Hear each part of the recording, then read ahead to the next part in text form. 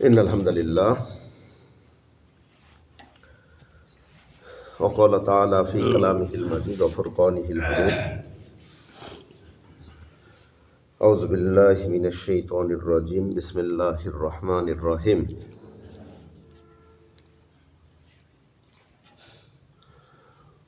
وأعدوا لهم ما استطعتم عن قوة ومن رباط الخيل ترهبون به وقال تعالى في آية الأخرى খুযু মা আতাইনাকুম বিকুওয়াতিন। মহান আল্লাহ রব্বুল আলামিনের শুকরিয়া যে তিনি আমাদেরকে সুস্থ রেখেছেন এবং সুস্থ রেখে এই শীতের মধ্যে লেপ্তশোক ছেড়ে ফজরের নামাজ মসজিদে এসে জামাতের সাথে আদায় করার তৌফিক দান করেছেন। সবাই বলে আলহামদুলিল্লাহ।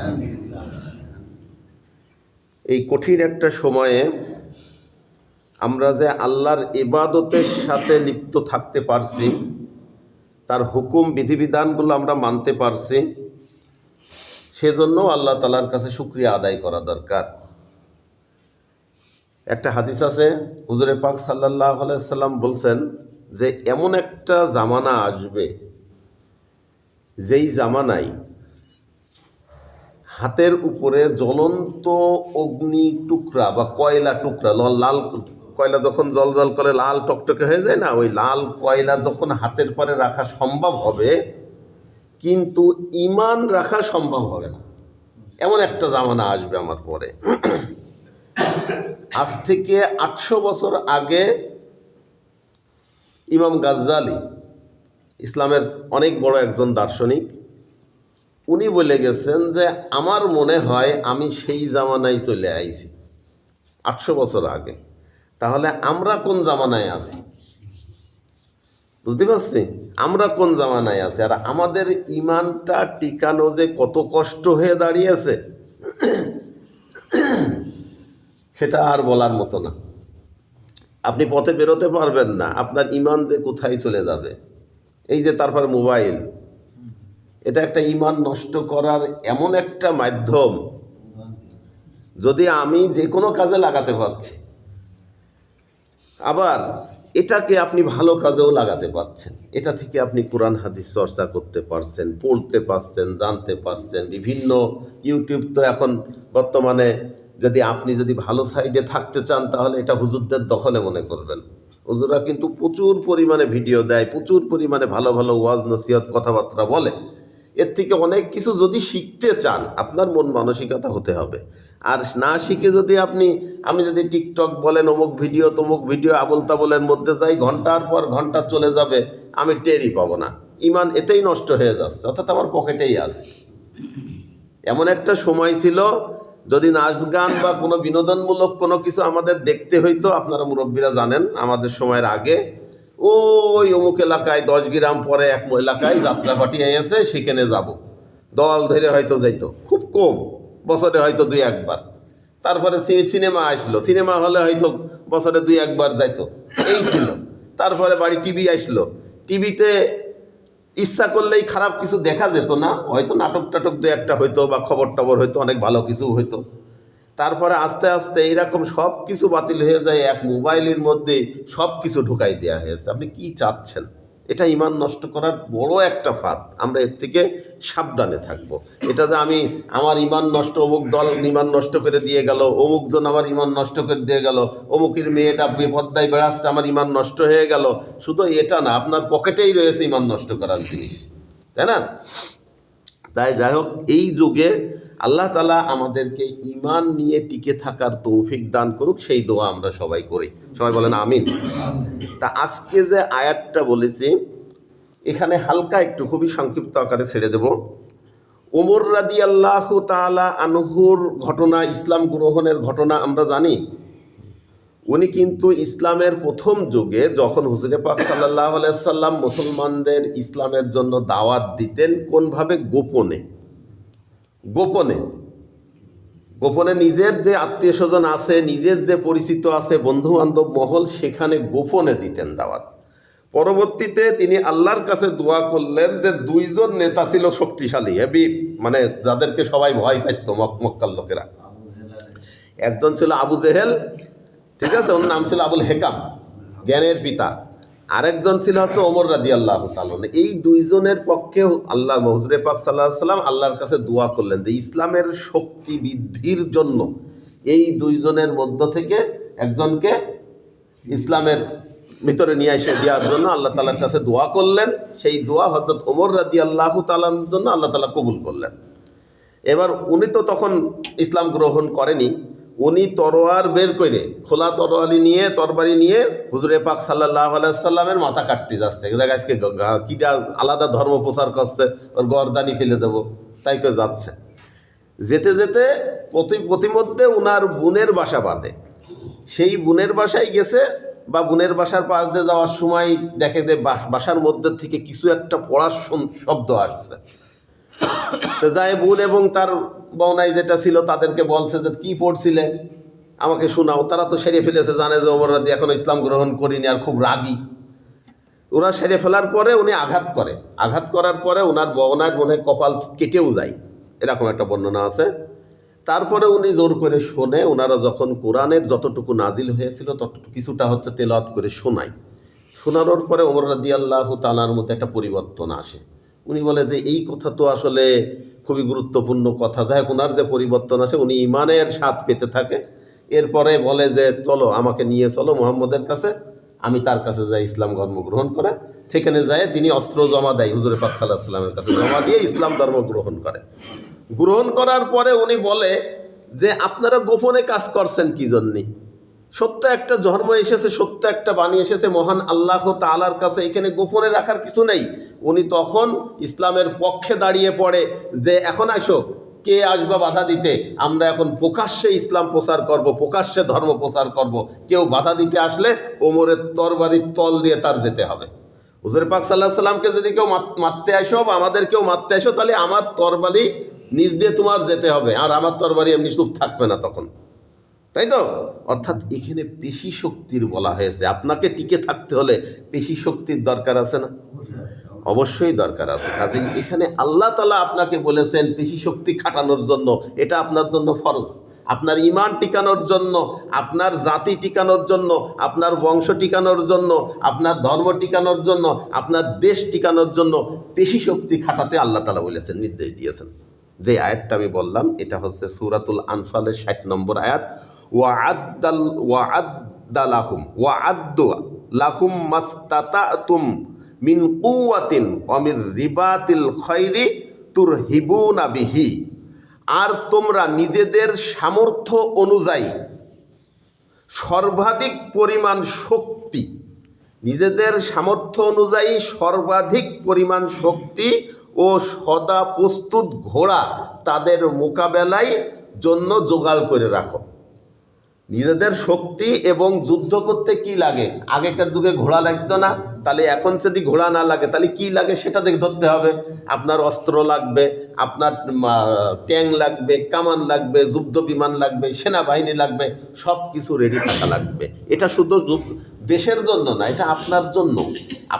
আপনার অস্ত্র রাখা জায়েজ নেই, ঠিক আছে, ভালো কথা, আপনার অস্ত্র রাখার দরকার নেই, কিন্তু আপনার তো ইমানি শক্তি থাকা লাগবে। অন্য কি কি উপায় আছে সেগুলো কি জোগাড় করে রাখতে পারি না আমরা? তাহলে আমার দেশে আবার আমার এলাকায়, প্রথম আমার এলাকা দিয়েই ধরি, আমার এলাকায় যে অন্যায়গুলো হচ্ছে সেই অন্যায়গুলো প্রতিরোধ করা, অন্যায় থেকে মানুষকে বিরত রাখা, এটা শুধু আল্লাহ তাআলা ওই যে নির্দেশ দিয়েছে সৎ কাজের আদেশ দাও, অসৎ কাজের নিষেধ দাও, এতটুকু করে ক্ষান্ত থাকলে হবে না। আমি শুধু বললাম যে এই কাজটা করে না বাপু, তুমি মুরব্বীদের সামনে বিড়ি খাতি যাচ্ছ, ছোট মানুষ, এই কাজটা করে না, এতটুকু করে ক্ষান্ত করলে হবে না। আপনাকে পেশি শক্তি খাটাতে হবে। প্রয়োজনে হুজুরে পাক সাল্লাল্লাহু আলাইহি ওয়াসাল্লাম অল্প বয়সে, কেউ বলে 16 বছর, কেউ বলে 20 বছর বয়সে একটা সংগঠন খুলছিল। কি সংগঠন? হিলফুল ফুজুল। আমরা জানি না এই হিলফুল ফুজুলির উদ্দেশ্য কি ছিল? দুস্থ যারা আছে, অসহায় যারা আছে তাদেরকে সাহায্য করা, তাই না? কোনো প্রকার পেশিশক্তি কেউ যদি খাটায় অন্যায়ভাবে তার বিরোধিতা করা, অর্থাৎ যে কোনো প্রকার অন্যায় সেই সমাজে যদি হয় তাহলে সেটা থেকে সবাইকে বিরত রাখা, তাদেরকে বিরত রাখা, এবং যারা অন্যায় জুলুমের শিকার হচ্ছে তাদেরকে হেফাজত করা, এটাই ছিল মূল উদ্দেশ্য। এবং সেটা ব্যবসায়িক ছিল, তো সৌদি আরবে অনেকেই ব্যবসা করতে আসতেন, মালামাল নিয়ে আসলে অনেকে ছিল ডাকাতি করে নিয়ে নিত, যাতে কেউ ডাকাতি না করতে পারে, বাইরের থেকে ব্যবসা করতে আসে নিরাপদে ব্যবসা করতে পারে, এরকম অনেক কিছু উদ্দেশ্য ছিল। কিন্তু মেন উদ্দেশ্য কি? মানুষকে উপকার করা, ভালো কাজে আহ্বান করা এবং ভালোর পরে রাখা, যে দুষ্টু তাকে দমন করা। এটা তো আমাদের পরে ফরজ। এই আয়াতে আল্লাহ তাআলা বলে দিয়েছেন যে তোমরা প্রয়োজনে নিজেদেরকে টিকিয়ে রাখার জন্য যতটুক পরিমাণ দরকার ততটুক পরিমাণ শক্তি তোমরা জোগাড় করে রাখো তোমাদের টিকানোর জন্য। এটা আমাদের করা দরকার না? আমি একা পাচ্ছি না তাই কি আছে? আপনি হাতে গুনে দেখেন আমাদের এলাকায় খারাপ লোক কয়টা? হয়তো বা দুই একটা হাতে গুনে বেরোতে পারবে যে ও অমুক কাজ করে বেড়ায়, জুয়োর আড্ডায় যায়, জুয়ো খেলে বেড়ায়, বা ও নেশা জাতীয় দ্রব্য জিনিস বিক্রি করে, এরকম আপনি যদি দেখেন তাহলে খুব কম। আপনি একা পাচ্ছেন না, তাহলে আমাদের কি উচিত না একটা কমিটি গঠন করা, পিস কমিটি বা শান্তি কমিটি বা যাই হোক আর কি, ওই জাতীয় বলছি না, অর্থাৎ এলাকায় শান্তি বজায় রাখার জন্য একটা যদি সংগঠন আমরা তৈরি করি, মসজিদের ভিতরে যারা আছে, যারা নামাজি আছে নিয়মিত, এদের নিয়ে যে কোথাও যদি এরকম কোনো খারাপ কাজ আমি দেখি, তাহলে আমরা 5 জন কি 10 জন কমিটিতে থাকলো, যে কয়জন পারি তাকে যাই বলবো যে তুমি সমাজে এই কাজ করতে পারবে না। সে অ্যাকশনে যাবে। কয়জনের বিরুদ্ধে যাবে? 10টা পরিবার থেকে, 10টা স্বনামধন্য পরিবার থেকে আমাদের এলাকার যদি 10 জন লোক একজনের কাছে যায় বলে, সে একটা কথা বলার সাহস পাবে না। পাবে? একটা কথা বলার সাহস পাবে না। তাহলে এটা আমাদের করা দরকার, ফরজ। আল্লাহ তাআলা বলেছেন আপনার ঈমান বাঁচানোর জন্য, আপনার এলাকা বাঁচানোর জন্য, আপনার পরিবার বাঁচানোর জন্য, আপনার এলাকায় যদি কোনো কাজ হয়, আপনার এলাকায় যদি কোনো দেখা গেল অনুষ্ঠান আছে, এই যে কয়দিন পরে আমাদের এলাকায় নির্বাচন হবে, নির্বাচনের সময় অনেক সময় আমাদের ভোট কেন্দ্র দখল হয়, অমুক হয় তমুক হয়, পেশি শক্তির অনেক চাপ হয়, এলাকার অনেকেরই অলরেডি হুমকি দেওয়া শুরু হয়ে গেছে যে ভোট কেন্দ্রে যাবা না, ভোট দিতে পারবা না, অমুক করতে পারবা না, তমুক করতে পারবা না, ভোট কেন্দ্রে আমরা দখল রাখবো, কাউকে ঢুকতে দেবো না, এমনও কথা বলে। আপনি কি দাঁড়িয়ে বলতে পারেন না যে আমি থাকবো ওখানে, কিটা ভোট কেন্দ্র দখল করে আমি দেখে নেব? এটা আপনার ইমানি দায়িত্ব। আমরা থাকবো ওখানে, আমাদের এই কমিটি, এই এলাকার মাথা, আমরা এই 10 জন এলাকার যারা বাড়ি আছে, কমিটি আছে, এই 10 জন আমরা উপস্থিত থাকবো। কার ক্ষমতা আছে, কাকে যেতে দেয় না সেটা আমরা দেখব। যার যেখানে খুশি বিবেক অনুযায়ী সে ভোট দেবে। আমি ঠেকাবো, এটা আমরা ঠেকাবো বলতে পারি না? অবশ্যই বলতে পারি। যে কোনো ভালো কাজ, একজনের মেয়ে বিয়ে দিতে পারছে না, কিছু টাকা পয়সার দরকার, আমরা তাকে সাহায্য করতে পারি, এলাকার থেকে কিছু টাকা পয়সা তুলে তাকে সাহায্য করতে পারি। এলাকার মধ্যে বাইরের অনুপ্রবেশ ঘটছে, আমাদের এলাকায় অনুপ্রবেশ ঘটে, জানেন কিনা আপনারা জানি না, বাইরের থেকে লোক এসে আমাদের এলাকায় বিভিন্ন রকম ক্ষতি করে যাচ্ছে, এমনও অনেক রিপোর্ট আছে। ইদানিং কয়েকদিন পাচ্ছি না, কিন্তু এর আগে পাতাম।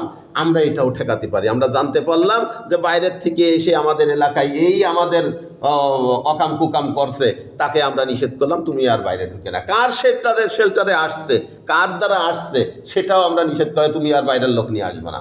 করা যায় না? এটা আপনার ইমানি দায়িত্ব, এটা আপনার ইমানি দায়িত্ব। এবং আল্লাহ তাআলা যে আয়াতে বলেছেন, বাড়ি যে দেখে নেবেন, সূরাতুল আনফাল 8 নম্বর সূরার 60 নম্বর আয়াতে আল্লাহ তাআলা বলেছেন, তোমরা নিজেদের সামর্থ্য অনুযায়ী সর্বাধিক পরিমাণ শক্তি সংগ্রহ করে রাখো।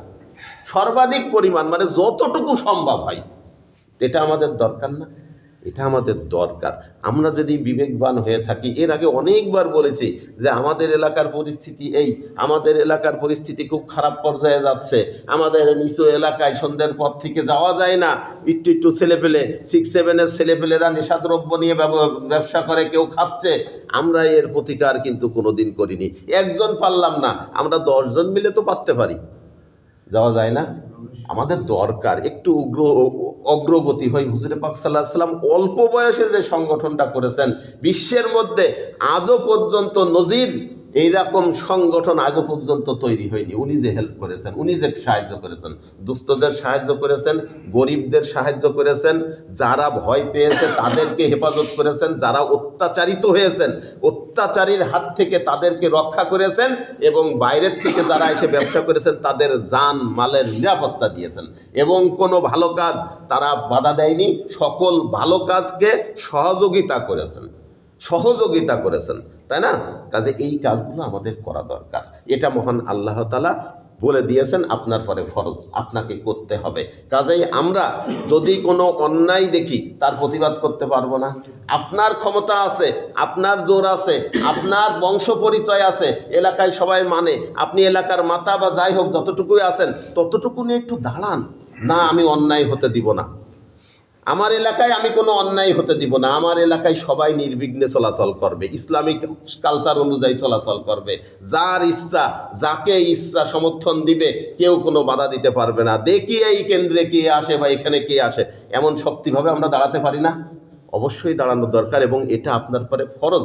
ভালো কাজে সহযোগিতা করা আপনার পরে ফরজ, এবং ভালো কাজ থেকে বিরত থাকা এবং অপরকে বিরত রাখা এটাও আপনার পরে ফরজ। ঠিক আছে? এটা আপনার ইমানই দায়িত্ব।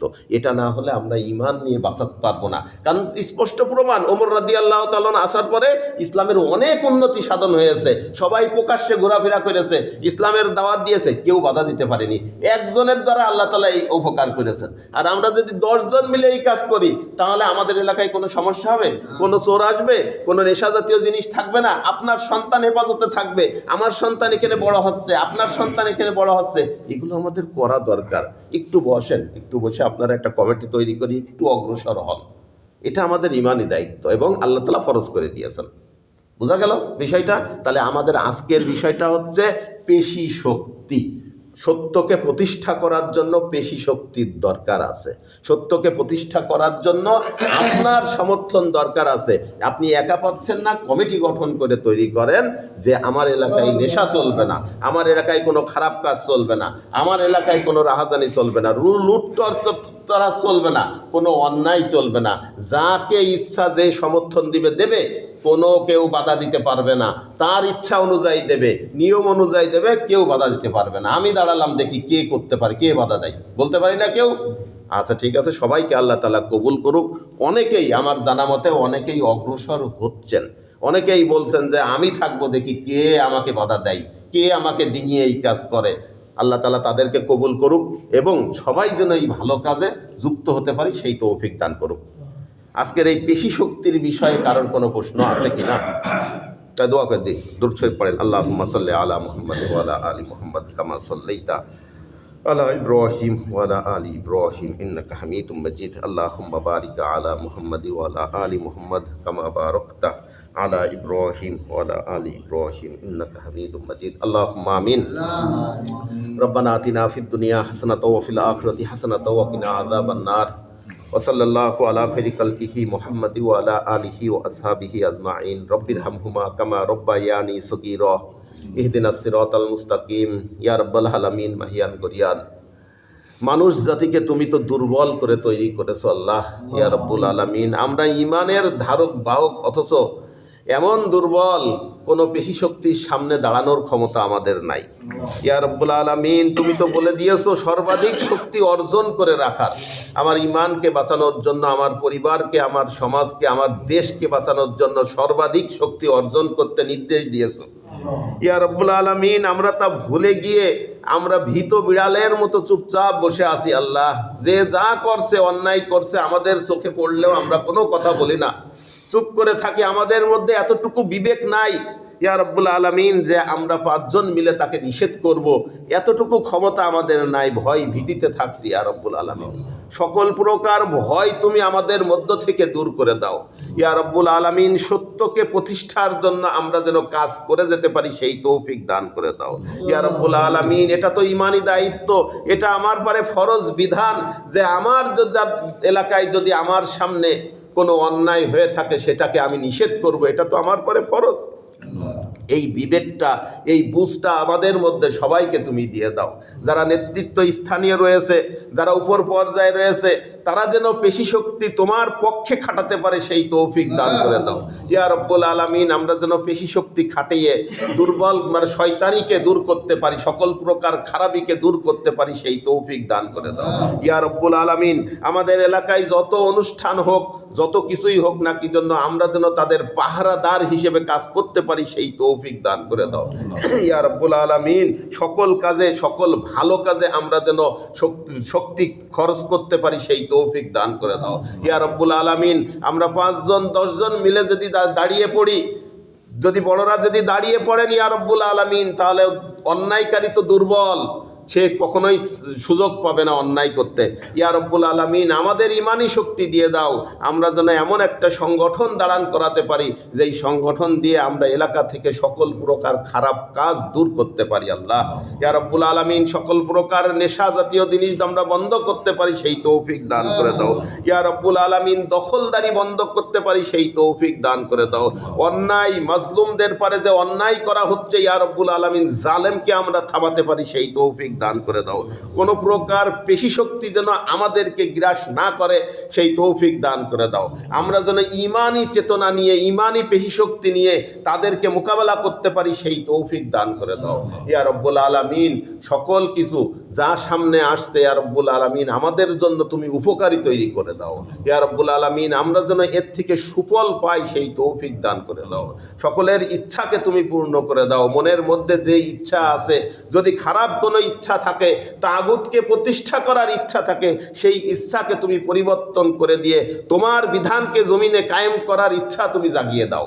যার যার মনে তোমার ইচ্ছা, তোমার বিধানকে প্রতিষ্ঠা করার ইচ্ছা আছে, তাদেরকে তুমি সুস্থ রাখো, তাদের সেই ইচ্ছাকে তুমি প্রতিষ্ঠা করার সুযোগ দান করে দাও ইয়া রাব্বুল আলামিন। আমরা তো জানি না, কোরআন থেকে আমরা যেন শিক্ষা গ্রহণ করতে পারি, হাদিস থেকে আমরা যেন শিক্ষা গ্রহণ করতে পারি। ওলামায়ে একরাম, সাহাবী একরামদের যে ঘটনা আছে, তাদের জীবনী থেকে আমরা যেন শিক্ষা গ্রহণ করতে পারি। হুজুরে পাক সাল্লাল্লাহু আলাইহি সাল্লামের সিরাত থেকে আমরা যেন শিক্ষা গ্রহণ করতে পারি। এই জন্য বেশি বেশি পড়াশুনো করতে পারি সেই তৌফিক তুমি আমাদের দিয়ে দাও ইয়া রাব্বুল আলামিন। হুজুরে পাক সাল্লাল্লাহু আলাইহি সাল্লাম অল্প বয়সে যে হিলফুল ফুজুল নামে সংগঠন করেছিল, সেই সংগঠনের মতো আমরাও যেন সংঘবদ্ধ হয়ে সংগঠন তৈরি করতে পারি সেই তৌফিক দান করে দাও। প্রত্যেকটা এলাকায় যেন এই সংগঠন তৈরি করে তারা অন্যায়ের প্রতিবাদ করতে পারে সেই তৌফিক দান করে দাও ইয়া রাব্বুল আলামিন। অন্যায়ের বিরুদ্ধে রুখে দাঁড়ানোর জন্য আমাদের পেশি শক্তি দরকার। এখানে প্রত্যেকটা বংশ থেকে যারা বড় বড় আছে, নেতারা আছে, মাতারা আছে, তারা যেন একত্রিত হয়ে অন্যায়ের বিরুদ্ধে দাঁড়াতে পারে সেই তৌফিক দান করে দাও ইয়া রাব্বুল আলামিন। তোমার কোরআনকে প্রতিষ্ঠা করার জন্য আমাদের পেশি শক্তি দরকার, আমাদের মনে সাহস দরকার। আমাদেরকে তুমি সেই সাহস দিয়ে দাও, আমরা যেন অন্যায়ের প্রতিবাদ করতে পারি এবং তোমার সত্যকে প্রতিষ্ঠা করতে পারি সেই তৌফিক দান করে দাও। রব্বির হামহুমা কামা রব্বায়ানি সগীরা ইহদিনাস সিরাতাল মুস্তাকিম। আল্লাহুম্মা ইন্নাকা আফুবুন কারীম তুহিব্বুল আফওয়া ফাফু আন্নি। রাদিয়াতু বিল্লাহি রাব্বান ওয়া বি মুহাম্মাদিন রাসূলান ওয়া বিল ইসলামি দীনান বিরহমাতিকা ইয়া আরহামার রাহিমিন।